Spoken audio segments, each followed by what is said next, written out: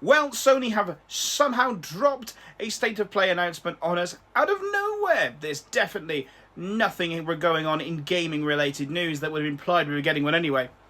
Yeah, definitely not. Can't think of anything.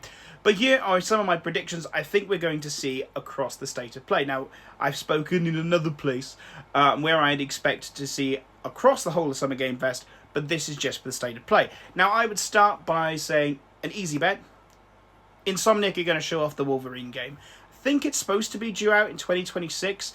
Kind of makes sense that we see a little bit more than a teaser trailer here. If we're really lucky, maybe because I believe they have like multiple studios in Insomniac, they may show off some Ratchet & Clank stuff, because we haven't seen that since the launch of the PS5. After that, I think Sony Bend have been working on a new IP since Days Gone didn't sell as well as they'd have hoped. Despite kind of getting a lot better at sales as the time went on, it didn't sell well enough at the start to mandate a sequel. But they've got another IP in the works, so we're going to see that, I think. After that, Blue Point Studios, known for their amazing remakes of Demon's Souls, as well as loads of other iconic games, I think their original IP is going to be shown off here. And I say it every time, because every time seems to be the perfect opportunity. And at some point, the copium kicks in and you just get it right. It's almost like I could just sit here now and say, we're going to get the Bloodborne PC remaster.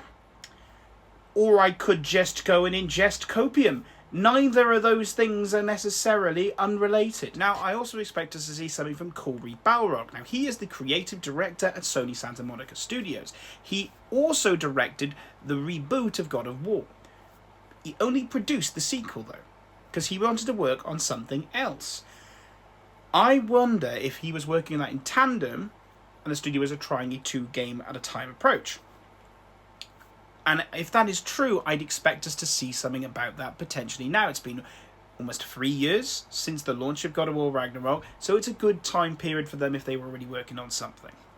After that, I think the next thing that's most likely is Resident Evil 9. Capcom and Sony seem to have a relatively good working relationship, so it makes very much sense. Who is the protagonist in this one? I hear it's Leon and Jill.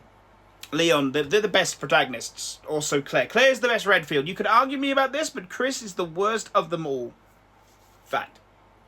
After that, I would love to say Persona news, but I very much doubt we're going to see anything related to Persona, because I think they're still locked in that marketing agreement with Xbox for the time being, especially with the Persona 4 remake in this leak hole that's going on.